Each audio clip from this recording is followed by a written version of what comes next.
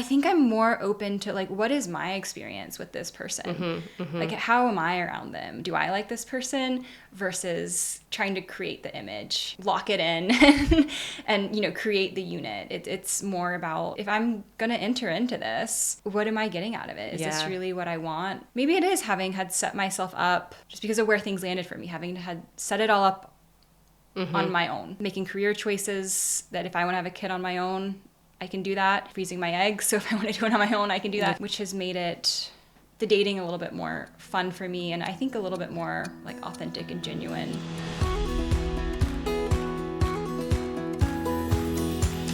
Welcome back to Quiet the Clock podcast. We're joined again by Anne, where we're going to use this episode to jump into more about dating. Yes. And I don't know where we want to start, but do we want to start? You shared a really fascinating resource with me, the Boys and Men book by Richard Reeves. So maybe we can start there. Yeah, I think that's been something, someone who shared it with me.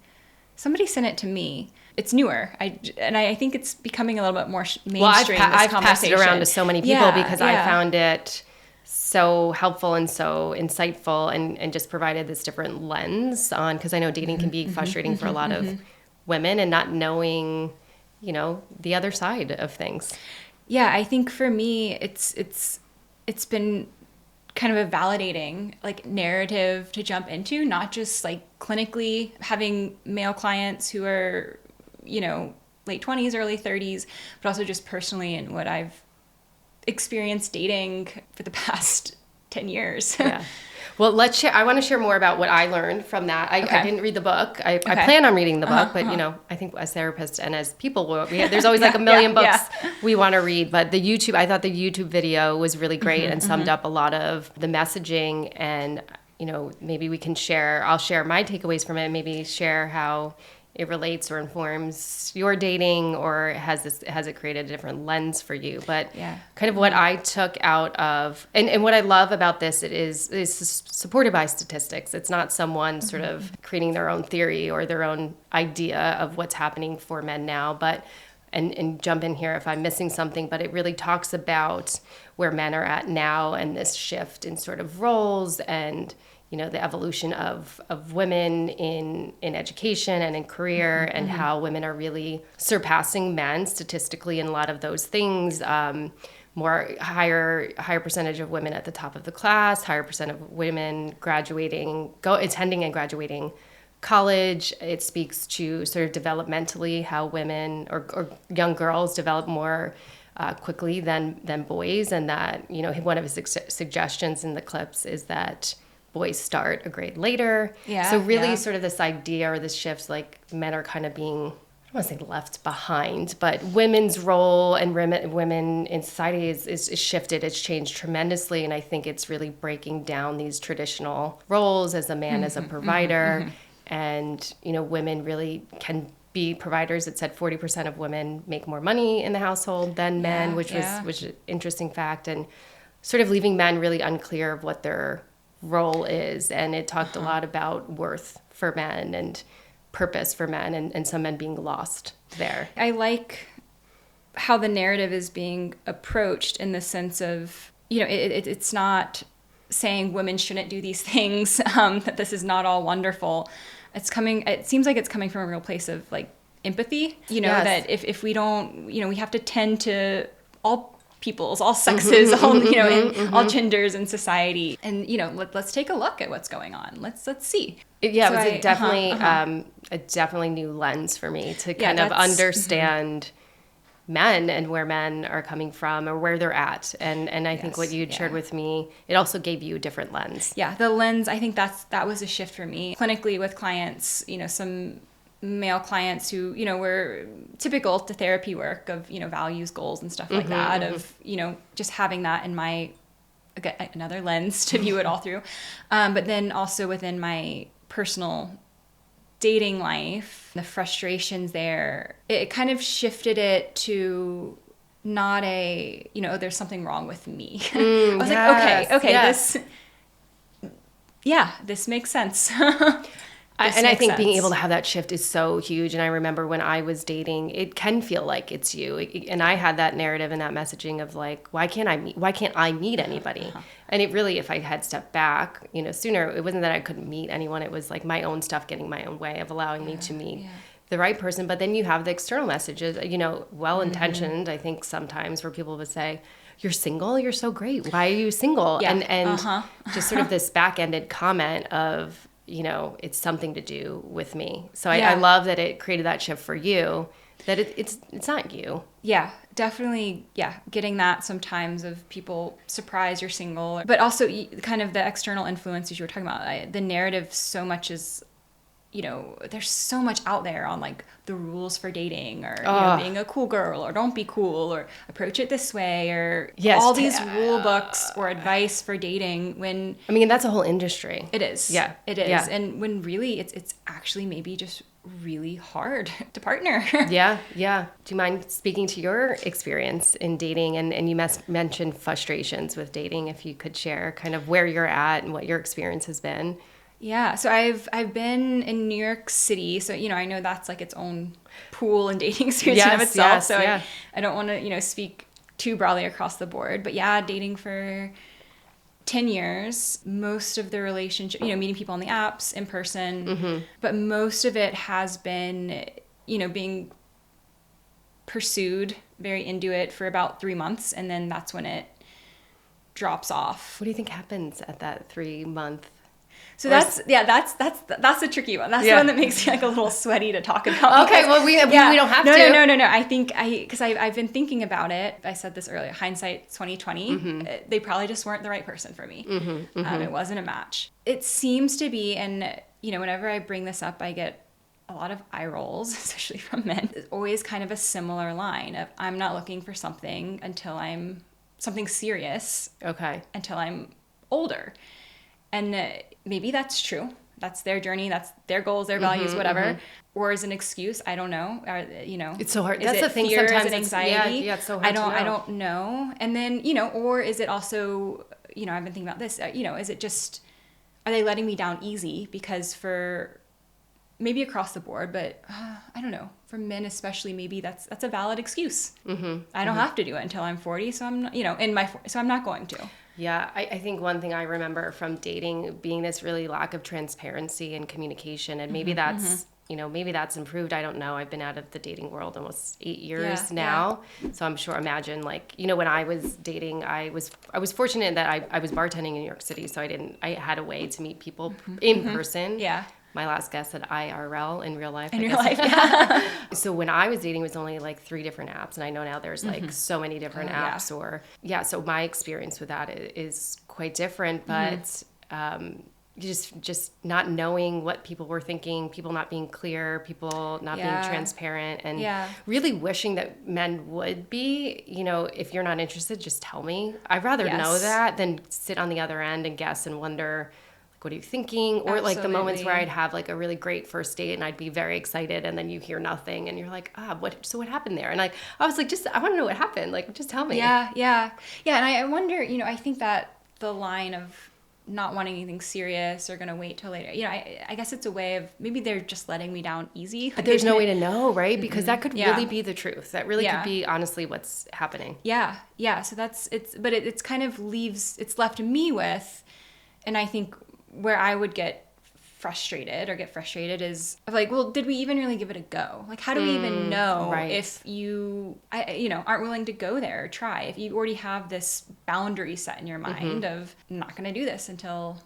Yeah, and it could be informed by so many things. And thinking, as we're both therapists, thinking about like attachment style or relationship models, or what or what you've experienced. Maybe relationship trauma. There's just all these things. If it's not shared, we don't know. Yeah, and I think that's an important thing to think about, so you can depersonalize that experience. That it doesn't create this narrative that it's about you, because there's another human where they have it can really just be about them. Yeah, absolutely. Yeah, and that's, I think, like from a clinical perspective, working with clients and some of the men who are waiting in general across the board with this stuff is, is this truly just what you want, your journey, your goals, your values? Or are we colluding with a fear or anxiety that's keeping you from getting to where you actually want to be? And that's very delicate, very clinically. Yes. But I think in my personal life has made me very frustrated. And I think, as we talked about in the previous episode with the egg freezing of, where some of the anger was coming from. Let's dive into that in terms of the relationship piece. Nobody wants anything serious? Like, is that what I'm left with? So I wonder too how much, this, when we're talking about this YouTube clip and all this data and sort of this new lens on understanding maybe where men are at, is how much, their own fears plays into their ability to feel like they can commit to something. And I think it's so important for men to, and it says it in this clip that, it's important for us to have purpose, not that we don't need purpose, but how important it is for men. And if they don't have that yet, that maybe they can't show up in that way. And I shared this in another episode. I didn't read this book, but a friend had given it to me, the Steve Harvey Think Like a Man, Act Like a Lady book, I think is the name. But in one of the first 2 pages, it says men really feel the need to have everything established, career, finances, before doing other things. And us as women, we're multitaskers. Like, we'll do it all at once. We'll build a relationship, we'll build a family, we'll build the career. And so it's really hard because we don't approach life. If that's really how it is and what's going on, we don't really approach life in the same way. Yeah, that kind of the linear. I see that a lot. And just with dating, I'm not ready for this until I've check. And then with clients as well is, it's thinking it's all quite linear.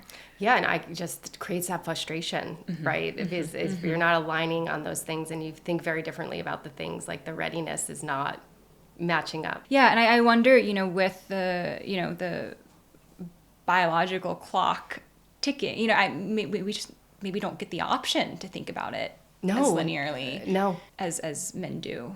Maybe, yeah. Well, and I guess part of that could be part of this, decision or choice to freeze eggs that gives us more time to think about those things. But again, the burden falling all on us to do that. Yeah. One thing I thought was really interesting that you shared with me through our conversations about dating, and again, I'm, out of this for a while, so I there's a lot I don't know about the dating space now, and I'm super curious about it. But you had shared sort of this idea a certain age puts women in like this danger zone age. Yeah, I've heard it a couple times. An older friend, he's a man who's much older, but he mentioned that when he was younger, and this was before the apps or anything like that, that women, I think he called it the danger zone. And, it was just anecdotal, like in conversation. But of course, in my mind, I was like, my God, well, I'm 35. I just froze my eggs. And now you're telling me I'm in the danger zone. And maybe men don't want to touch me. What a horrible way to put it. Oh. Yeah, I don't think he was trying to put me down or anything. But he was kind of validating my experience. For better or worse, and I guess it's something I need to work through in therapy, I have that in my head a little bit. And I think it's hard to unhear that. Right. And and I think we're unfortunately a society of labels, and we can attach to them in a good way or a bad way. So I can fully understand how that could be stuck there. Yeah. People dating in your 30s, if you want to have kids, sometimes it moves a little bit quicker. Yeah. So I think, men who want to have more time, they're going to opt for meeting someone younger. Well, and I think developmentally too, sometimes that gap of maybe older and younger is like maybe developmentally you're kind of on similar playing field. Yeah, and I think, again, kind of speaking to, we kind of have to deal with this stuff because biological clock. Yes, yeah. So thinking about that and thinking about sort of timelines and, future, and when do you, is there a time at which you're dating someone where you start to bring these things up, or do you share that you've frozen? Do you share, like at what point does that feel like part of the conversation? It's a tricky one. So that's what I'm having a hard time navigating now that I'm dating. And I think a lot of women are struggling with this because there is this narrative of, having to be the cool girl and it's all casual. So when do you bring up, actually no, like these are my goals. This is what I'm looking for without, putting too much pressure on the relationship. And then there's this weird balance too between like, yes, these are my goals. This is what I want. But like, you're still auditioning. Whereas, so it's tricky. How much do you share, and when? How does it affect the dynamics? How does it affect feeling the person out? How does it affect their openness to the situation? Yeah. If you, Yes. it's all these Yeah. like tricky things to navigate. And you've mentioned this twice, like being the cool girl, which I think is so hard because it sounds like that's connected to I'm cool with casual, or I'm cool with just like getting to know you. And sometimes maybe we're not. Yeah. And I've gotten myself into trouble with that before. Again, I don't think this person was, Same. I think right we all person for have, me. right? Yeah. But this idea of, I was just very, I don't want to put pressure on him. He's showing up. We're doing it, and, getting, I think, it was like 6 months down the road and being like, oh, well, I don't think he's even called me his girlfriend yet, even though that's how we're behaving. What's the proper time to say or have that conversation? Yeah. And then we do this dance of, should I say it? But what if I say it? And what will he think? And then would it put too much pressure on him? And I think we tangle ourselves up in all those questions. Yeah. And it was, for that, in that relationship for me particularly, that was in the past 10 years of dating this city, that's the only one that's gone past the 3-month mark. It was at about 13 months when he kind of disappeared. And then he told me, well, I don't plan to settle down and have my kids until I'm 40. But then that kind of put the onus on me of like, well, I was the dum-dum for not asking. So now I'm kind of caught in this stance of, well, I should probably find out, but also don't want to put pressure on it. Right. And that's a really hard dance. Maybe he was just trying to let me down easy. I don't know. I don't know. We don't know what's on the other side. Right. Yeah. In retrospect, it wasn't the right person for me, but it's kind of created a whole lot of noise in my head. Sure. Yeah. You're not alone in sort of, holding off on those conversations or being nervous to have those conversations. I think even in a relationship, I've struggled with having hard conversations with Rob, and I'm really proud because we do them and we have them. But I've done that dance in a relationship, out of a relationship of like, is now the right time? I'm nervous to have this conversation. Is he tired? Is he open? Is he this? And in other, in dating, same thing. Like now I'm learning this word, and this word's come up a couple times on the podcast, a situationship for almost 3 years. Yeah. Where I never asked. And I was like, oh, it's cool. We're casual. Like, whatever. I'm open to other people. I wasn't. And so I never even asked in that situation. Yeah. The situationship. I don't want to get... Especially, I'm 35. I've got eggs on ice. Like, I'm not looking for a situationship. Yeah. At least for me right now. Fine to people who are. But, for me personally. I think, too, it can be helpful. And it was helpful for me when I met Rob. I just took the pressure off myself, and I think that can be really, really hard. And without that pressure, I really showed up myself. I kind of was like really grounded and very grateful to get to this place. I lived there for a very short time because once I got there, I met him. But it really allowed me to move out of some of those things that I lived there too. Like, be the cool girl. Don't put too much pressure. Don't ask the hard questions. Don't say what you really want or need. And I was just kind of like, I don't really care. And it just allowed me to really enjoy getting to know him. Yeah. Being myself. I think that's the hard work, is staying in the moment, staying in the here and now, like actually just connecting with this person and knowing, they're a whole nother human too. They've got their own overthinking and anxieties and whatnot. So how do I just not let all of this make too much noise in my head? Yeah. And also I think it is too, like, being okay when it does, because it's hard to, like you said, always stay in the now and always stay positive. So making space for all of it. And sometimes you might be more leaned into the negative thinking and giving yourself grace in those moments, and then like trying to bring yourself back to more positive thinking. Again, there aren't any shoulds or shouldn'ts, and kind of navigating it. It's, what do you need? Where are you? How are you connecting with this person? Being upfront about what you want. One thing you shared, we were off camera, you were sharing about sort of this idea of giving, we didn't frame it like this, but like not maybe giving up too easily. And if someone is not showing you these signs of complete like head over heels interest, like kind of waiting it out and letting it evolve. And with my clients, I talk a lot about the slow burn, because my clients are like, I want the spark. I want to feel a spark. I didn't feel anything. And I'm kind of in the zone of like, okay, if there was no glaring red flags on date 1, try date 2. And, let's explore the slow burn. Why is that not okay to slowly just get to know somebody? Yeah, I feel like the spark is like a hot topic now. It's like some people are, you have to have the spark. It has to be there. There's a whole another theory and line of dialogue that's, anti-spark. Yes. So I don't know which of those is right or wrong, but we have to shift our expectations. This idea that, if you meet somebody that it's going to click and they're going to know immediately, it's not really the case. It takes time to get to know somebody. Yeah. And, as I mentioned before, I wasn't too, into the dating app world because it just wasn't as much of a thing as it is now. But how do you think like that optionality plays into people's desire to kind of give it some time? Yeah, I think that makes it really hard because I think, and again, this should just be me talking personally, and I hope I don't sound like a bitter woman, but it does seem like, one mild inconvenience or this person doesn't perfectly fit, then I can, next. This idea that there's just endless options, or maybe there's someone better around the corner. Yeah, and that then perpetuates probably more of this pressure of like, show up perfectly, show up like cool girl, show up likable. On the one hand, it's great, access to more people, broaden the pool. But on the other hand, I think it's helping people kind of collude with their fears and anxieties about the uncertainty of what forming a relationship brings, and it's giving it a chance. Yeah, it's really interesting to think about that way, how it colludes with the fears and uncertainties.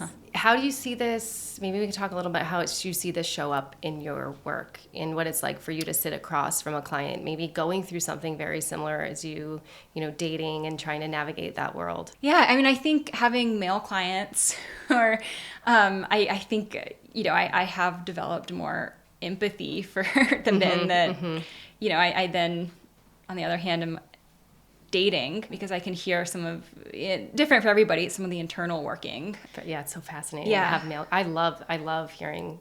Well, I plan, and I shared this with you, that we'll have some men on season 2 here to get. Yeah, I'm so excited. I think, we need to open that space. I want to know what they're thinking about. Yes, I mean, what do they think about all this? Yeah, same. There have been moments clinically where in my head I'm like, as like a single heterosexual woman dating, like, I don't want to hear this in terms of, well, I guess the odds aren't working in my favor. But, it's hard for men too. Yeah, I think it's hard for everyone. It is. Yeah. So I think, and we were talking about this before too, off camera, but sort of this like pull still to like traditional roles, traditional ideas, while we're also like trying to evolve. And I think there's still some things lingering where, and my clients have talked about this frustration that, they'll be on the apps and they'll be on chatting and for days, and the guy is not asking them out. And I say, well, did you ask him out? And they'll say no. And they're still sort of rooted in, this is their choice, but they're still rooted in the idea that that should be the men's job. And I try to offer this other lens, take it or leave it, is that there's another human on the other side of that with their own insecurities and their own doubts about whether or not you're interested in them. But I think it's still quite present that's the expectation, is that women want men to show the interest first. Yeah, and it's all hard because it's so deeply vulnerable to put yourself out there. Because, totally. But I agree, and I think I had a supervisor, we were talking about, a client that was dating and whatnot, that, the expectations haven't kept up with the times and where we actually are as a dating culture. I think I can see that. It's hard. The expectation that you just meet somebody and it clicks and that's that. Yeah, it's not that anymore. And everything that has evolved, one of the things that it was brought up in this YouTube clip too, is that the other shift is that I hate to say it like this, that we don't need men, right? Where in a way, traditionally in, old roles that men was the provider and women needed men to provide, and they did, the sort of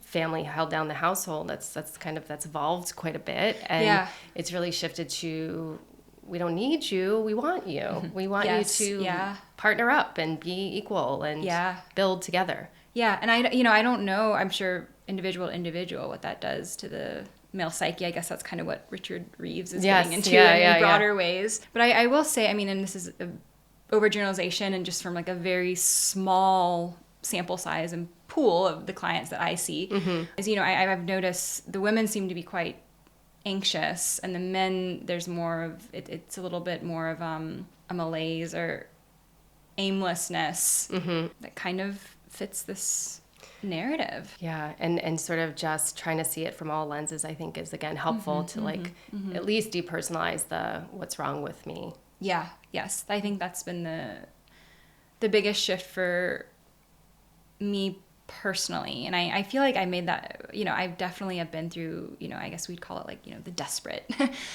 dating woman. That's a word that came out too. Desperate. Yeah. I think we all find ourselves there at some point, one way or another, feeling desperate. And that's not a good feeling. No. And I feel like for me, I feel like the past couple years, there's been a significant shift for me. I'm not sure, probably my own therapy, being excited about personal things in my own life, career stuff, and lots to be excited about. Yeah. So I think, I don't know where that, I can't pinpoint exactly where that shift came from in terms of the approach, but does that shift help you? And maybe there's, as we wrap up here, something you can share, insightful, hopeful. Does that shift help you approach dating differently now in a more, in a different way, maybe a more open, excited way? Has it changed? Yeah, I think so. I think I'm more open to like, what is my experience with this person? Like, how am I around them? Do I like this person? Versus, trying to create the image. Yes. Lock it in and create the unit. It's more about, okay, if I'm gonna enter into this, what am I getting out of it? Is this really what I want? Maybe it is having had set myself up just because of where things landed for me, having had set it all up on my own. Making career choices that if I want to have a kid on my own, I can do that. Freezing my eggs, so if I want to do it on my own, I can do that. You can do that. Which has made the dating a little bit more fun for me, and I think a little bit more like authentic and genuine. That's great. In terms of me finding what I want. I love that shift too, because that's something I try to share with my clients as well. And unfortunately, you can kind of sometimes frame these dates as interviews. And I said, whether they're interviewing or they're on their date, I say, you're interviewing them. It's try to flip it. It's not that do I fit there? See if they fit for you. And I think that's really a great way to approach it. Yeah, it's gone from, do they like me to do I like them? How does my nervous system feel around this person? Yes. That's been a significant shift for me. Yeah, and I think that's great to share with others. So hopefully they can think about that and maybe work towards that shift. Well, thank you so much, not just for being here, but for being a part of this from the very beginning and supporting me and supporting this idea. I feel so truly grateful for that. And before we wrap up, please share where everyone can find you and if they're looking for an incredible therapist.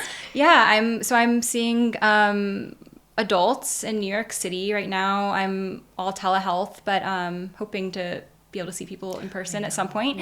Sandefurtherapy.com, SANDEFUR therapy.com. That's where you can find me. Check her out. She's incredible. Thank you all for joining us, and please join us for our next episode where we hear the journey of another incredible woman.